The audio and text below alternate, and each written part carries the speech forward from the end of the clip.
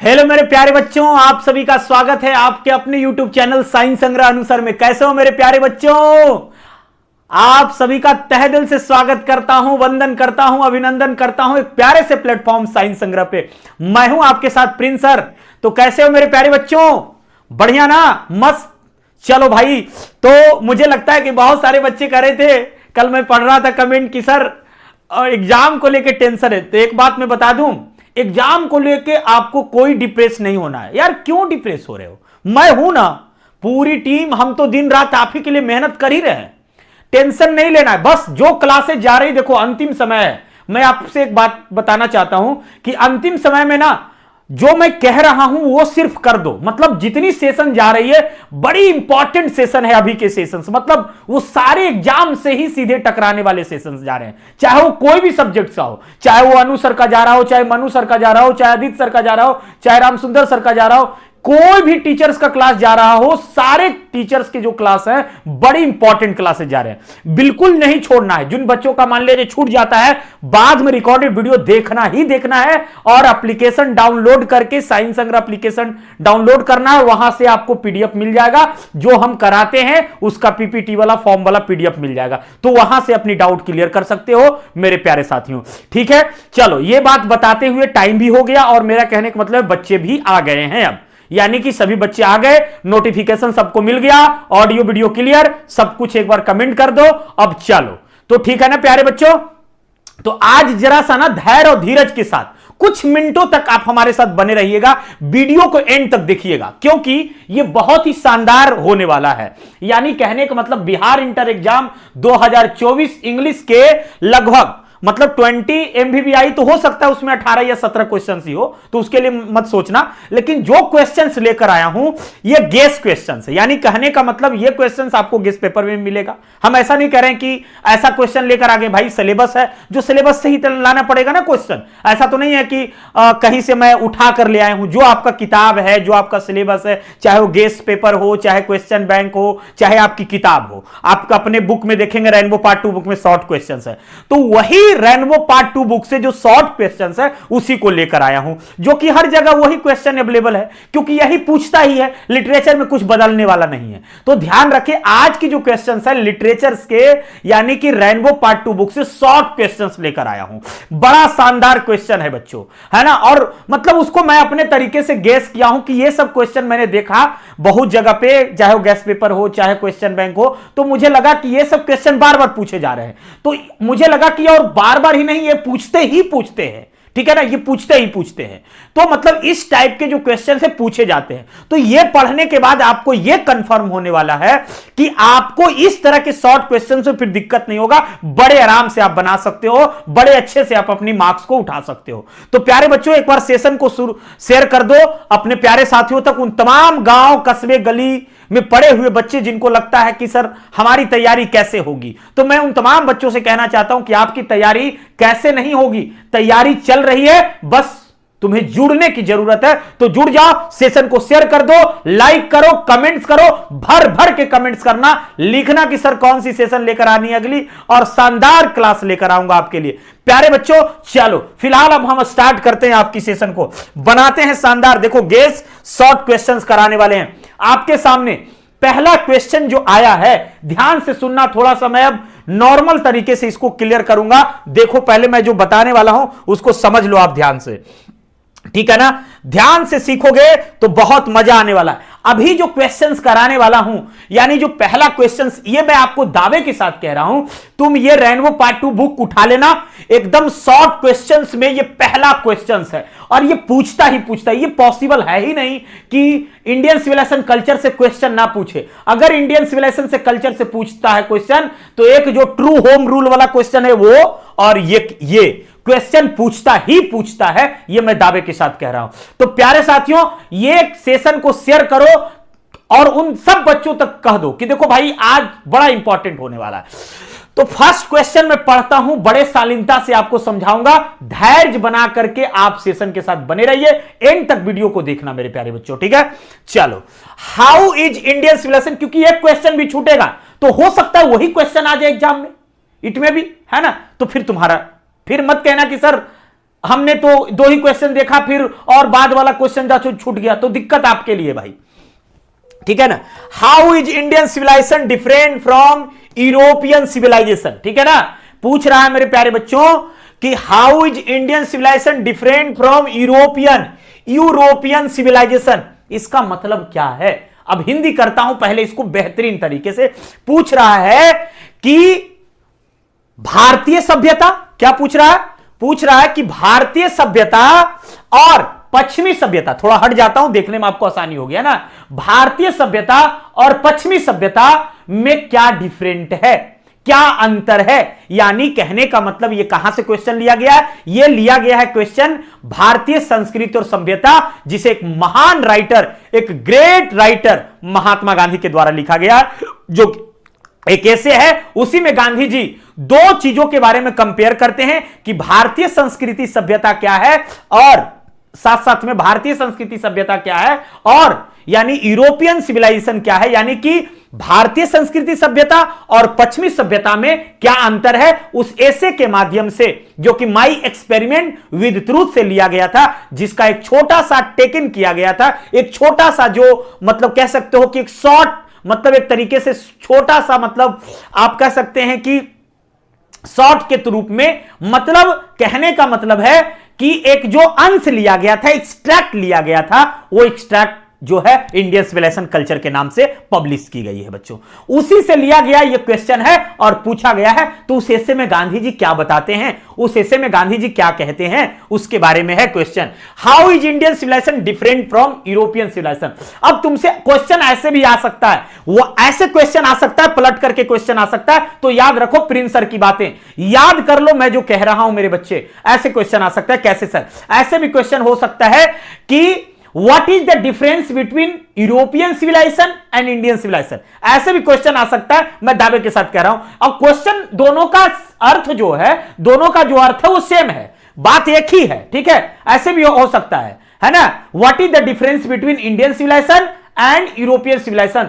तो लिखोगे कि it is the difference between Indian civilization and European civilization, या फिर ऐसे भी लिख सकते हो कि it is the difference, it is the basic difference, ऐसे क्वेश्चन लिख सकते हो कि it is the basic difference between Indian civilisation and European civilisation.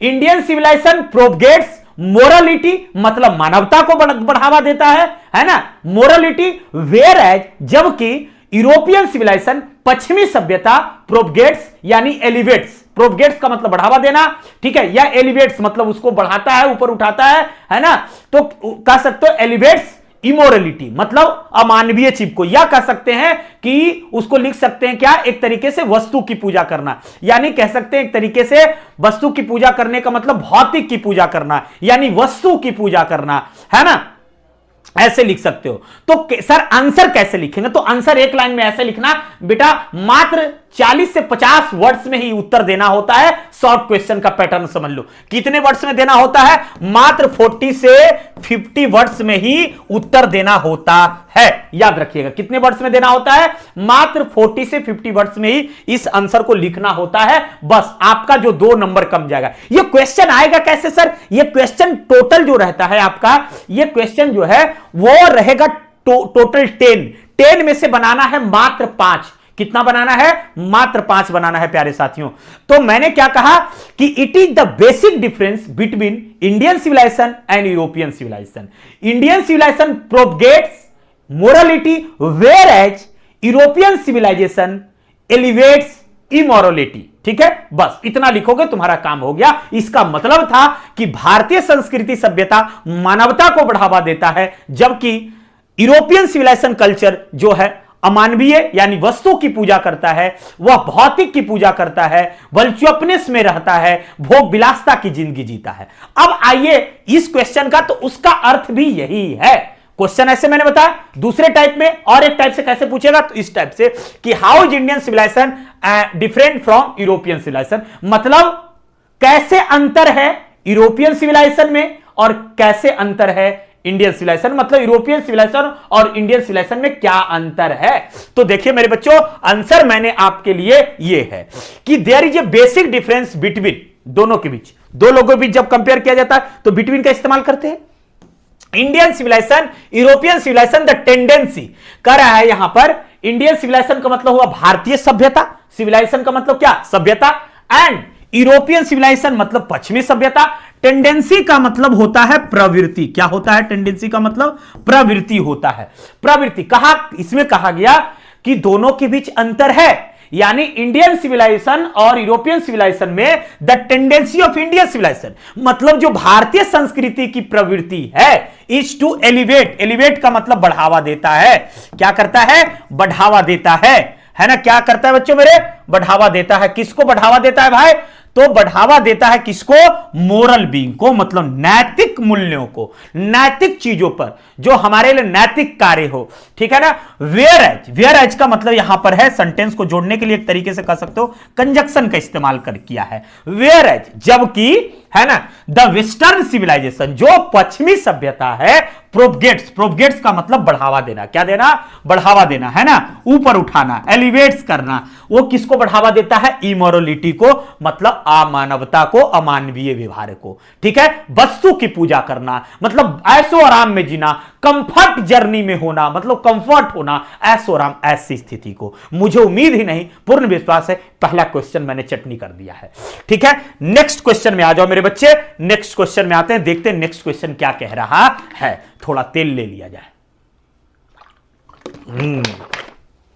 आगे देखो अगला क्वेश्चन क्या है मेरे बच्चे, व्हाट फॉर नानू काका हैड कम टू दिल्ली। यहां पर व्हाट फॉर का मतलब होता है पर्पस। क्या होता है, पर्पस, मतलब व्हाट फॉर, किस पर्पस से, किस मकसद से नानू काका हैड कम टू दिल्ली, यानी कि भारत की राजधानी दिल्ली में, यानी कि नानू काका दिल्ली में क्यों आए थे। नानू काका उधर रहने वाले थे मेरठी वगैरह के, क्योंकि वो, इसलिए मैं कह रहा हूं कि मेरठी के रहने वाले थे नानू काका, क्योंकि जो श्रेय वो देते थे, जो वो गाली गलौज करते थे, जो एक तरीके से एक्सप्लेटिव्स कह सकते हो, है ना। एक्सप्लेटिव्स का मतलब ही होता है गाली गलौज, ठीक है।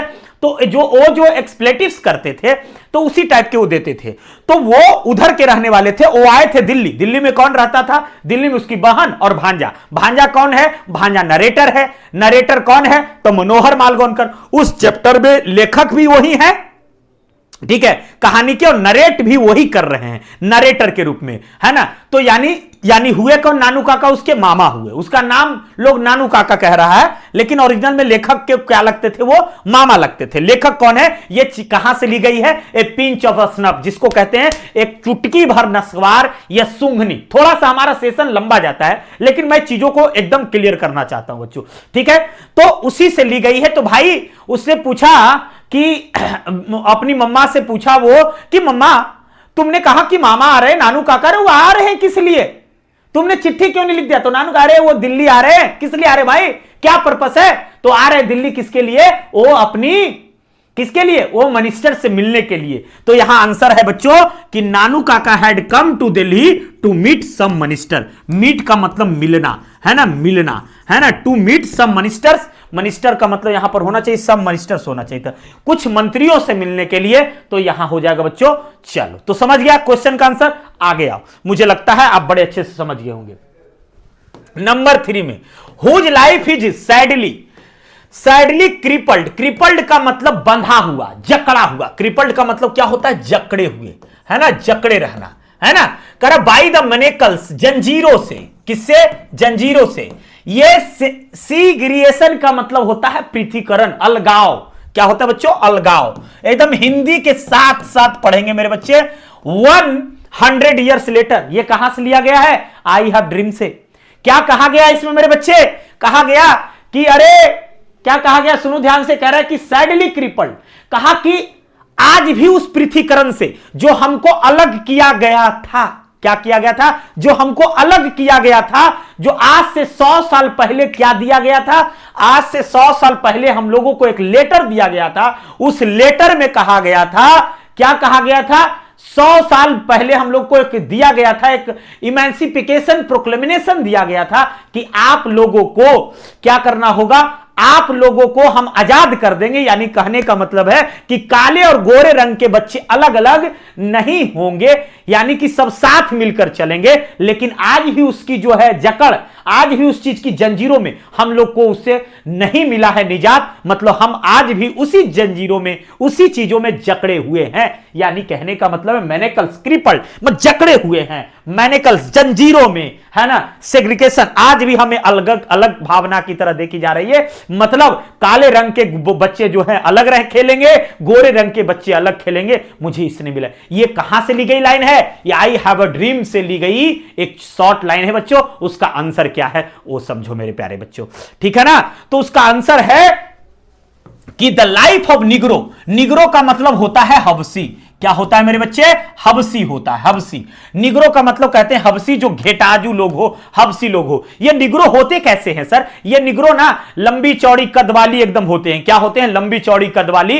कहने का मतलब होता है जैसे अगर क्रिकेट में इंटरेस्ट है तो क्रिस गेल को देख लो, एकदम लंबी चौड़ी वाली, कद वाली, एकदम कद काठी वाली खूब होता है ना। प्रिंस तो उतना है भी नहीं, ठीक है। तो उसी प्रकार से कहता है द लाइफ ऑफ निग्रो, जो निग्रो लोगों का, जो हबसी लोगों का, जो स्लम्स एरिया में रहते हैं, जिसको एकदम पिछड़ापन देखा है गांव में, गांव अगर गांव है बाबू साहब का तो उधर जो है सब रहेगा क्या? कहने का मतलब क्या रहेगा? वो सब जो है ना, जो निचली, जो स्लम्स एरिया में जो गिटाचू लोग होते हैं वो है ना, वो रोड के किनारे में होता है। वो ऐसे जगह पर रहने को मजबूर होता है जहां पर हम लोग यूरिन कर देते हैं, जहां पर हम मूत्र करते हैं, वहां पर लोग रहने को मजबूर होता है। तो ऐसी जगह कहता है द लाइफ ऑफ निग्रो।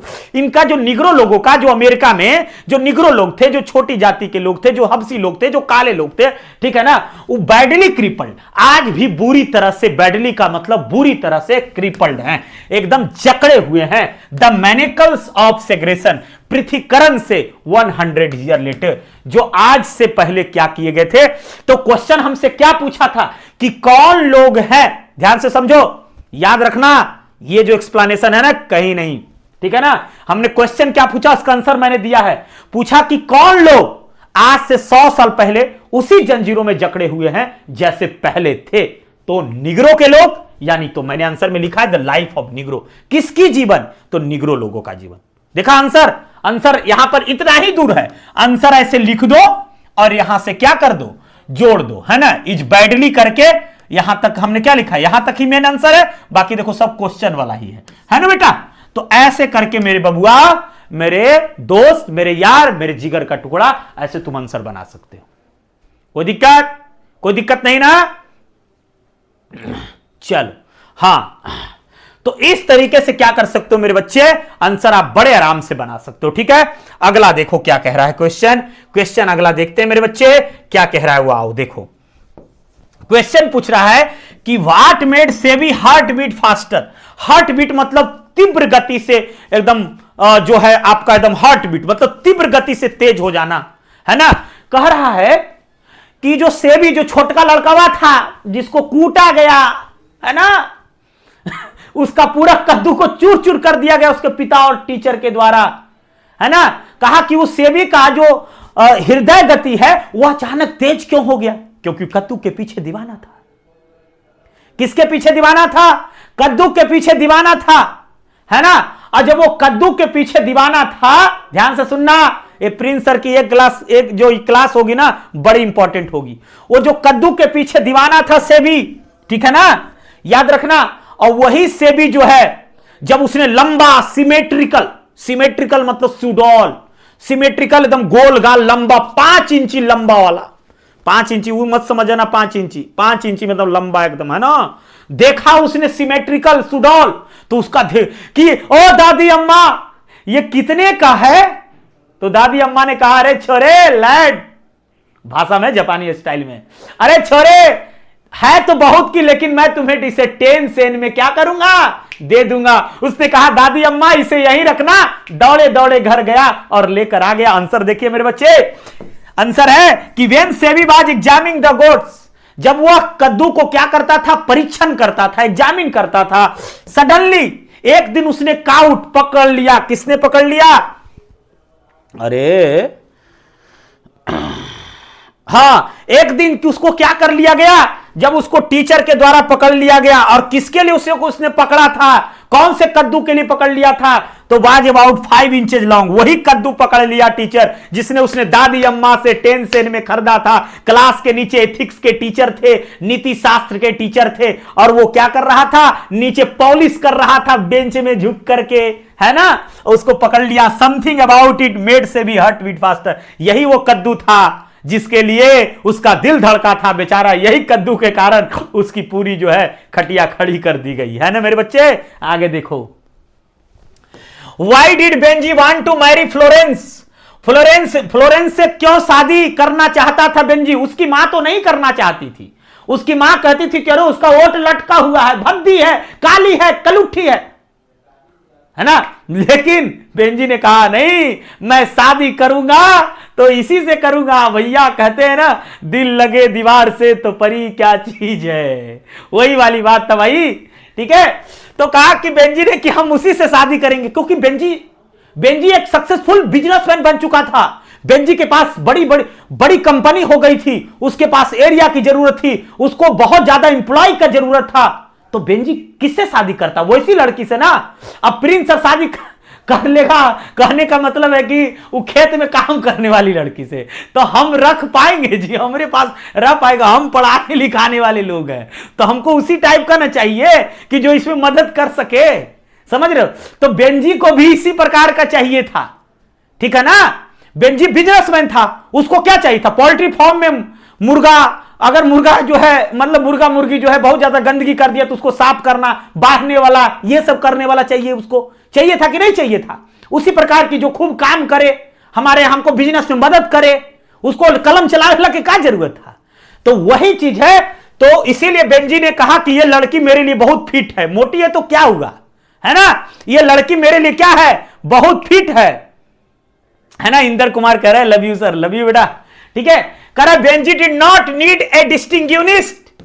कह रहा कि बेंजी को बहुत ज्यादा इंटेलिजेंट नहीं चाहिए था, उसको उस प्रकार की लड़की नहीं चाहिए था, गर्ल, ना तो उसको इंटेलिजेंट गर्ल चाहिए था। He needed A women. उसे कैसी महिला चाहिए था। ये वुमेन का मतलब यहां पर सिंगुलर है और इसका प्लूरल होता है वीमेन, याद रखना, ठीक है। तुम लोग प्रोनाउंसिएशन पर ध्यान दो। इसको पढ़ते हैं वुमेन, क्या पढ़ते हैं बेटा, वुमेन पढ़ते हैं, क्या पढ़ते हैं, वुमेन पढ़ते हैं, ठीक है। और इसको पढ़ते हैं वीमेन, क्या पढ़ते हैं, वीमेन, है ना।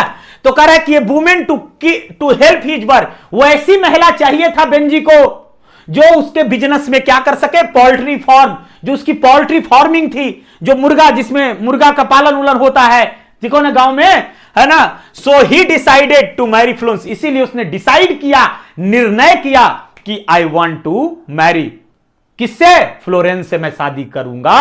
तो सॉरी, मैं शादी करना चाहता हूं तो करना चाहता हूं, ठीक है ना। और उसने फाइनली मैरी कर ही लिया। क्लियर ना मेरे बच्चे। हाँ, याद रखना। आगे देखो क्वेश्चन नंबर 6 में कहता कि what did Benji understand about the business offence. वह मुर्गी के बिजनेस के बारे में क्या समझा।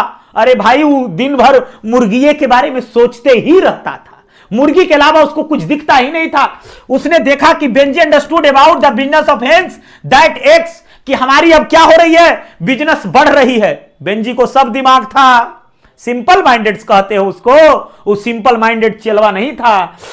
उसने कहा कि मेरे पास ज्यादा मुर्गी होगा तो ज्यादा अंडा, और इतने अंडे बढ़ गए, इतने अंडे बिकने लगे, इतनी अंडे बिकने लगे कि अब उसके पास कस्टमर्स आने लगे, खुद उसका ले जाने के लिए बाजारों में जाने लगी उसकी, है ना। और जब उसकी पहली कमाई जब अंडे से आई ना, वो बिक करके, तो कहा भाई, ऐसा माना जाता है कि रिलीजियस, एक धार्मिक रूप में, कि पहली कमाई को ना एक बढ़िया जगह पर, एक बेसमेंट में बढ़िया जगह पर रख दिया जाए। और उसके मम्मी पापा ने रख दिया था, है ना, ए लार्ज व्हाइट बेसिन। कहां रखा था, है ना, that stood the top kitchen cupboard, जहां से लोगों को लगता था कि उस पर कोई नहीं चढ़ पाए, है ना। कबर्ड, इसको कपवर्ड नहीं पढ़ेंगे, कबर्ड पढ़ते हैं। क्या पढ़ते हैं बेटा, कबर्ड पढ़ते हैं, है ना। तो उसी पर वहां रख दिया गया ताकि उसका किसी का हाथ ना पहुंचे, और जब बेंजी 21 साल का हो जाएगा तो वो पैसा बैंक में धीरे धीरे जमा होगा और फिर उसको मिलेगा।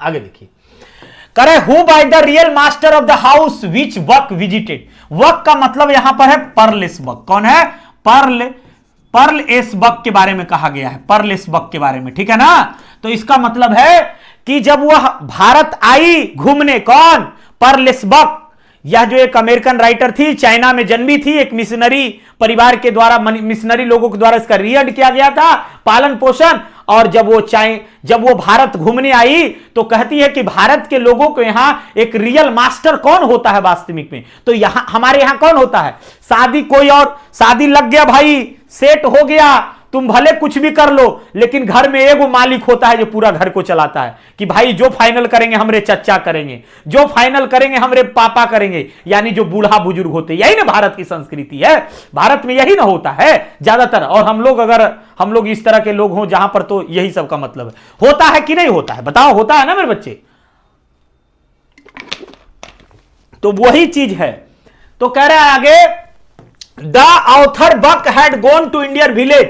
जो ऑथर कहने का मतलब, जब परलेस बक भारत आई, ठीक है ना, विन जब वो भारत आई थी, हैड बिन, ठीक है ना, invited to visit house a family. जब उन्होंने आई तो उन्होंने यहां पर एक मॉडर्न एजुकेशन देखा, एक आधुनिक एजुकेशन देखा, और उसने देखा कि आज भी भारत में एक मास्टर होता है, यानी एल्डर लोग होते हैं जो उस घर के मालिक होते हैं, और वही सारे डिसीजन लेते हैं। तुमको पता है ना, जब गया था तो एक आदमी को एक लकवा मारे हुए था, है ना, और जब उसका मेजबानी करने के लिए ले गया तो वही जो है वहां बैठा हुआ था, सब उसको देखने के लिए आ रहे थे, है ना। तो कहा कि जब मैं गया तो देखा कि एल्डर ब्रदर, अगर दो घर में भाई है तो बड़ा भाई मालिक होगा, है ना, who had stroke A paralysis और लाइंग वाज वेट। वो पैरालिसिस मारा हुआ था, उसका पूरा पैर में पैरालाइज था, लेकिन वही उस घर का क्या था, मालिक था। यह भी एक बात किसको उन्होंने कौन देखी थी, तो परलेस बक देखी थी। What are the things that the son does not have. इसका मतलब क्या है, ये एक जो है, ये लिया गया कहां से मेरे बच्चे, ये लिया गया है आपके, कहां से लिया गया है, ये बताओ कहां से लिया गया है। ये लिया गया है बच्चों, sweetest love I do not go, कि देखो तुम भी अजीब करती हो, सूर्य के पास ना तो सेंस है ना डिजायर है, फिर भी वो जाता है, लौट कर आ जाता है, ठीक है ना। तो उसी कह रहा है कि what are the things the sun है डज नॉट है। कहा कि जो मेरे पास मोटिव है, जो मेरे पास डिजायर है, वो तो सन के पास भी नहीं है। देखो उसके कारण लिखा गया कि द सन हैज नो बिलव। कहा देखो सन के पास तो कोई प्रेमिका नहीं है, लेकिन तुम तो मेरी प्रेमिका हो। कैसे है कि मैं जाऊंगा तो लौट कर नहीं आऊंगा। सी हैज नो डिजायर और मोटिव टू रिटर्न क्विकली। उसके पास कोई डिजायर नहीं, कोई सेंस नहीं, फिर भी वो हर शाम को जाता है और सुबह में आ जाता है। मेरी जान, ये कैसे हो सकता कि मैं जाऊंगा और सुबह में लौट कर नहीं आऊंगा, है ना, क्योंकि तुम तो मेरी प्रेमिका हो, तुम्हारे लिए तो सब कुछ। What makes man's power feeble. कहा कि इंसान को क्या चीज जो है मतलब कमजोर बना देता है, और मानव इतना कमजोर कैसे है। तो मैंने समझाया था आपको कि मानव के हाथ में कुछ नहीं है। मानव ना तो अपने अच्छे दिनों में 1 घंटा को जोड़ सकता है, और नहीं तो मानव अपने बुरे दिनों में 1 घंटा को घटा सकता है। यह मानव इतना कमजोर है, इसीलिए लिखा है जॉन डन ने कि how man's power is feeble. मानव कितना कमजोर है, उसकी बदकिस्मती है, फेबल है, वीकनेस है। फेबल का मतलब वीकनेस, थिनर, कमजोर। Man can not retain to add happiness. कहा कि मानव जब खुशी होती है तो उसमें 1 घंटा को जोड़ नहीं सकता है। उसी प्रकार से जब वह उसकी बदकिस्मती चल रही हो तो नहीं तो वो क्या कर सकता है, सिर्फ उस ग्रीफ जब चल रही हो, जब शोक चल रहा हो, तो नहीं तो उसमें 1 घंटा को घटा सकता है। यह मानव इतना कमजोर है, मानव की यह बदकिस्मती है ना, द वीकेंस इज पावर। इसीलिए कहा गया मानव इतना कमजोर है। What happens in autumn? Autumn के सीजन में क्या होता है, तो ऑड टू ऑटम में पता है ना, तो ऑल फ्रूट्स गेट रिपनेस। जितने भी फ्रूट्स होते हैं, जो फल होते हैं, वो रिपनेस, पक जाते हैं। क्या होते हैं, पक जाते हैं। क्या होते हैं मेरे बच्चे, पक जाते हैं, है ना। और पकने के बाद क्या होता है, और उस समय मौसम में तो पकता ही पकता है, फ्लावर्स भी खिल जाता है। All the birds start to sing, है ना, और जितने पक्षियां होते हैं वो गुनगुनाने लगते हैं, गाने लगते हैं। स्वीटनेस ऑफ द सीजन, और कहा जाता है इस सीजन में बड़ी मिठास भरी होती है। इसी में कहते हैं सूर्य से कि आओ ना, सूरज को कहते हैं, ऑटम सीजन कहता है कि हम दोनों मिलकर एक कॉन्स्पायरिंग करें, एक साजिश करें पॉजिटिव वे में, और फलों को अंदर तह तक पका दे, लाद दे, लोड टू ब्लेस, है ना। आगे देखो, who are the whispering neighbours.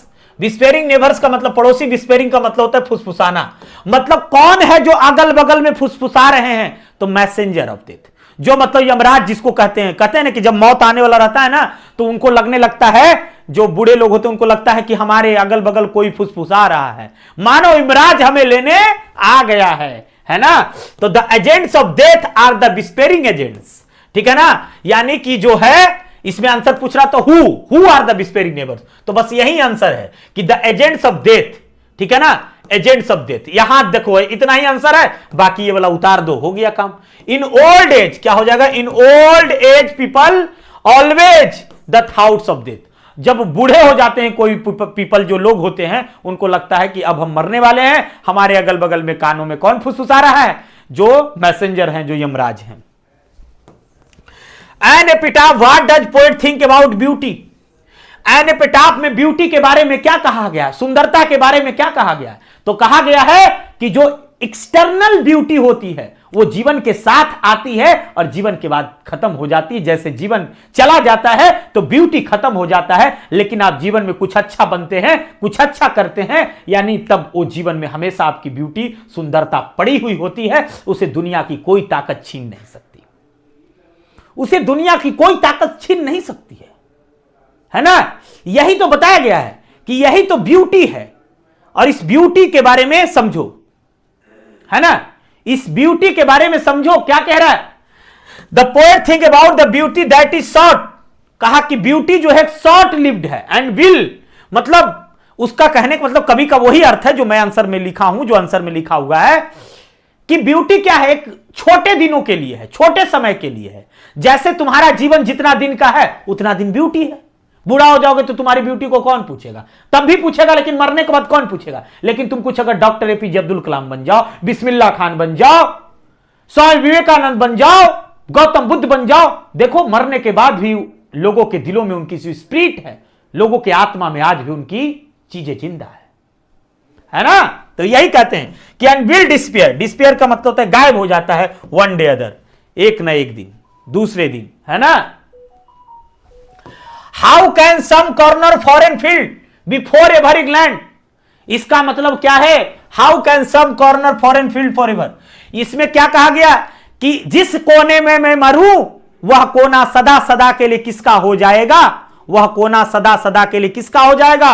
वह कोना सदा सदा के लिए मेरा हो जाएगा। ये कौन कहते हैं?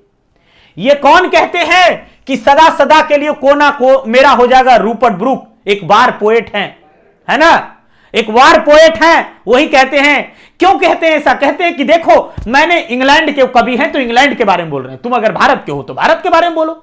तो कहते हैं कि देखो जिस कोने में मैं मरूं, जिस जगह पे मैं मरूं, जिस जमीन पे मैं मरूं, वह जमीन हमारा ऐसा हो जाएगा। कवि की ऐसी भावना है, यानी ऐसा थोड़ी है कि वो जमीन उठाकर लेके चला जाएगा, लेकिन कवि कहते, देखो कवि कितने पैट्रियोटिक हैं, कितने उनके अंदर देशभक्ति है। वो कहते हैं कि देखो एक बात समझने वाली बात होगी, क्या होगी कि इसलिए मैं कह रहा हूं, ऐसी बातें हैं, ऐसी चीजें हैं कि जिस जगह पे मैं मरूं, क्योंकि इंग्लैंड का मैं हूं तो इंग्लैंड की हवाओं में, फूलों ने, सब कुछ मैंने उसी मिट्टी में जन्मा है, पला है, बढ़ा है, वही मैंने सब कुछ सीखा है। तो पूरा जो उस मिट्टी का खून मेरे में है और मैं जहां मरूंगा तो उस खून में उस मिट्टी में मिल जाएगा, तो वो मेरा नहीं तो किसका होगा? यही कवि की भावना है। वही कवि कहते हैं the poet said that his body is rich dust of England he was born, वही मैंने पढ़ा है, वही का मैं जन्म लिया हूं, वही की बीजों में मैंने बढ़ा है। So where ever body is buried, अगर मेरी बॉडी यहां गाड़ी हुई है और मैं उस मिट्टी में मिल जाऊंगा तो जमीन इंग्लैंड का नहीं तो किसका होगा? ठीक है ना? ठीक है, ठीक है, ठीक है। Shakespeare ji, why does the poet call Macavity a mystery cat? Macavity mystery cat, poet ने कहा है कि इसे जो है मैकाबिटी मिस्ट्री कैट क्यों कहते हैं? मतलब मैकाबिटी जो बिल्ली थी उसको मिस्ट्री कैट क्यों कहा गया? यानी रहस्यमयी बिल्ली क्यों कहा गया? उसको रहस्यमयी बिल्ली क्यों कहा गया? क्यों? क्योंकि वो क्राइम तो करती थी लेकिन एक भी फुटप्रिंट्स नहीं छोड़ती थी, एक भी पद चिन्ह नहीं छोड़ती थी, यहां तक कि कोई विटनेस नहीं था, है ना। ठीक है, व्हेन यू रीच देयर, जब तुम वहां पहुंचो, when you will reach there, जब तुम वहां पहुंचोगे, कोई भी चीज नहीं फाउंड होगा, ना तो कोई विटनेस मिलेगा ना कोई एविडेंस मिलेगा, तो कैसे तुम कोर्ट में प्रूव करोगे? Without witness and evidence you can't prove, है ना? तो कह रहा है कि the poet call mystery cat because he cannot commit कमिट। कह रहा है ना कि वह जो कमिट करती थी, क्राइम करती थी, गलती करती थी, लेकिन वो गायब हो जाती थी, और वहां पर ना तो कुछ भी चीज ट्रेस नहीं छोड़ती थी कि जिसे तुम उसे ट्रेस कर सको। तो मानो वह बिल्ली कैसी थी? कोई क्राइम करे, बिल्ली तो एक रहस्यमयी बिल्ली ही न है जी, कि कोई क्राइम करने के बाद पकड़े नहीं जा रहे तो रहस्यमयी तो छिपा हुआ। भाई जब भी वहां पुलिस पहुंचे, लंदन के पुलिस स्क्वाड फोर्स देखे यहां है ही ना, कोई प्रूफ होता था, तो कैसे उस पर एफआईआर दर्ज किया जाए? How did the passers by get frightened? कह रहा है ना, पासर्स बाई जो राहगीर थे, जो राहगीर मतलब कौन? कवि जा रहे थे तो कौन डर गए? तो कवि डर गए। कवि क्यों डर गए थे? देखे कि अरे एकदम क्रूवेल रेडनेस, लालिमा, अंगारे, अरे बाप रे बाप, ये क्या? तो उस समय जब जलने लगता है तो उसी समय की बात वो करते हैं, क्रूवेल रेडनेस था उनके अंदर, है ना?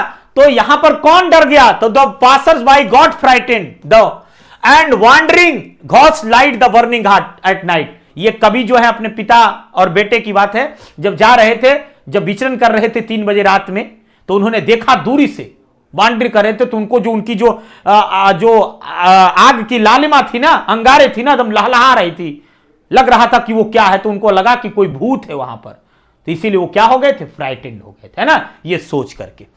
Why did consign his first born? Consign का मतलब होता है आग में झोंक देना, ठीक है ना? कहा कि मैंने क्यों आग में झोंक दिया था आज से 20 साल पहले अपने बच्चों को? क्योंकि उनको पता नहीं था कवि को कि हमारे जो पारसी धर्म है, जो जो जो जोरोस्टोरियन धर्म है, उस धर्म में बच्चा को, उस धर्म में क्या किया जाता है, बल्कि जलाया। वो जानते थे, लेकिन ज्यादा दूर टावर ऑफ साइलेंस होने की वजह से, ज्यादा दूर जहां मुर्दा को गड़ा जाता है वहां ज्यादा दूर होने की वजह से उसने आग में क्या किया था? फ्लेम कर दिया था, झोंक दिया था। तो उसी के लिए कहते हैं यहां पर कि द स्पीकर यानी कवि, यानी के दारू वाला कह रहे हैं, फर्स्ट बॉर्न टू फ्लेम से, यानी जो मेरा पहला बच्चा था वो मर गया था, तो आज से 20 साल पहले हमने क्या किया था? टावर ऑफ साइलेंस पर जाने की बजाय मैंने उसे क्या कर दिया था? आग में जला दिया था। ये मैंने क्या किया था? डिस्पोज कर दिया था। डिस्पोज करने की बजाय, ठीक है, क्योंकि जो टावर ऑफ साइलेंस था जहां हम लोग का मुर्दा गड़ा जाता था वो 1000 माइल था। ऐसे 1 माइल में 1.6 किलोमीटर होता है, याद रखना, ठीक है? तो जोड़ लो 1000 माइल मतलब कितना दूरी होगा, है ना? 1 माइल में 1.6 किलोमीटर होता है, ठीक है? ठीक है ना? क्लियर? तो 1 माइल में 1.6 किलोमीटर होता है, तो उतना 1000 माइल्स दूरी था। इसी के कारण बच्चा जो है वो वहां, सॉरी, जो कवि हैं वो अपने पहले बेटे को गाड़ने की बजाय जला देते हैं।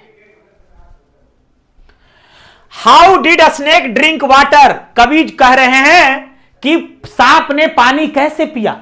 तो कहा देखो कैसे पिया, कहा इट ड्रैंक वाटर, वह पानी पिया उसी प्रकार से एज कैटल डू, जैसे एक मवेशी पानी पीता है। कहा उसने इट लिफ्टेड, है ना, अपने हेड को, ठीक है, क्या किया? उसने रखा ऐसे, और पानी पीने के बाद देखता है जानवर बूढ़ी में डालता है ऐसे और फिर निकालता है ना, उसी प्रकार से कह रहा है लुक्ड अबाउट वैगुली। वैजुली का मतलब होता है अस्पष्ट। क्या होता है? अस्पष्ट। कहा कि स्पष्ट तरीके से नहीं, लगा ऐसे कि मुझे देखा कि नहीं देखा मुझे नहीं पता, लेकिन उसने क्या किया? पानी पिया, मूड़ी निकाला, ऐसे देखा, लेकिन मैं ये नहीं कह सकता स्पष्ट रूप से देखा या नहीं देखा। कैसे? और वो खूब पानी पिया। Why did the speaker like a snake? कवि जो है उसे हम लोगों की तरह क्यों बताते हैं? क्यों? क्योंकि वो कहते हैं कि ही लाइक द स्नेक। कहा वो बिल्कुल हम लोग की तरह है, जैसे मानव मेहमान था, जैसे हम लोग पानी पीते हैं या कोई जानवर पानी पीता है, उसी प्रकार वो पी रहा था। लाइक अ गेस्ट, वो कहते हैं कि मानो एक गेस्ट की तरह आया था, एक मेहमान की तरह आया था। It had drunk water quietly, बड़े शांति से पानी पी रहा था, जैसे कोई मवेशी पानी पीता है। एंड डिपार्टेड पीसफुली, और फिर वो चला गया शांति पूर्वक से। ड्रिंकिंग इट सेटिस्फैक्शन, जब उसे पानी से पूरी संतुष्ट हो गई तो चला गया। इसलिए कवि कहते हैं why did the speaker like a snake, कि हम लोग के जैसा ही या एक कैटल के जैसा है स्नेक, है ना? आगे देखो, why did the speaker often wish to go that house? उस घर में, यानी कमला दास के बारे, कमला दास कह रही है कि अक्सर कमला दास उस घर में क्यों जाना चाहती है, क्योंकि वहां से उसकी दादी मां की यादें जुड़ी हैं, क्योंकि वहां से उसने लॉट ऑफ लव्स पाया है ना, इसीलिए जो कमला दास है वो जाती है ना। करा आंसर में she often wish to go there because the memories often haunted, ठीक है ना, क्योंकि वो दिमाग में हमेशा उसको चौंच करती है ना। सी वांटेड टू पीप इनटू, और वो कभी कभी ना, पीप इनटू मतलब होता है बाहर मुड़ी निकालकर झांकना, पीप इनटू यहां पर एक फ्रेंच तरीके से है ना। एक्सपीरियंस और स्टिलनेस, कहा कि वहां से उसने बहुत अनुभव पाया है जो आज भी उसे याद है, इसीलिए अक्सर उस घर को जाने का मन करता है और एक बार जाती भी है। Why does the speaker say that he has lost her way? ठीक है ना, यहां पर क्या कहा गया, कहा गया कि why does the speaker say, क्यों ऐसा कहती है कि she has lost her way, कहा कि मैंने उसे खो दिया, ऐसा कवि क्यों कहती है, क्योंकि पहले जो कवि थी कमला दास, वो अपनी दादी मां के साथ रहा करती है और दादी मां के साथ उसको काफी प्यार मिलता है। दादी मां के साथ उसको क्या मिलता है बच्चों, काफी प्यार मिलता है, और इसीलिए वो काफी प्यार पाने के कारण, दादी मां के पास काफी प्यार पाने के कारण क्या कर रही बच्चों वो, ठीक है ना, कहती कि मैंने उसे खो दिया, यानी उसकी दादी मां चली गई है ना। The speaker says she has lost her way because she earns, earns का मतलब वो कमाती है, लव, वहां से बहुत सारी लव को कमाई है, यानी पाई, she does not know where she can find it, अब वह कभी भी इसे पा शायद नहीं सकती है, इसीलिए है जो है ना, उसने कहती है कि मैंने जहां से बहुत सारी मोहब्बत पाई उसे मैंने अब क्या कर दिया है, मैंने उसे अब खो दिया है, मैंने उसे अब खो दिया है ना बच्चों। चलो तो प्यारे साथियों, यह हमारा सेशन समाप्त होता है, फिर मिलेंगे हम आपको अगली क्लास में बड़े शानदार तरीके से लेकर के, कुछ सब्जेक्टिव और ऑब्जेक्टिव, बच्चों जो भी कोई सेशन लगेगी आप देख लेना और इंतजार करना, मैं मिलूंगा बच्चों, और आपको एकदम एग्जाम तक मिलूंगा, मतलब एग्जाम क्या, ऐसे तो मैं मिलते ही रहता हूं, हमेशा मिलूंगा, लेकिन कहने का मतलब है कि आपकी तैयारी एकदम जोर शोर से होगी, है ना, ठीक है ना। तो ना हम थके हैं ना हारे हैं, बस आप लोगों के, क्या बोलूं, अब अगले दिन बोलूंगा, चलो ठीक है बच्चों, तो फिर मिलते हैं हम अगली क्लास में। थैंक यू सो मच प्यारे साथियों, हमसे जुड़ने के लिए बहुत बहुत धन्यवाद।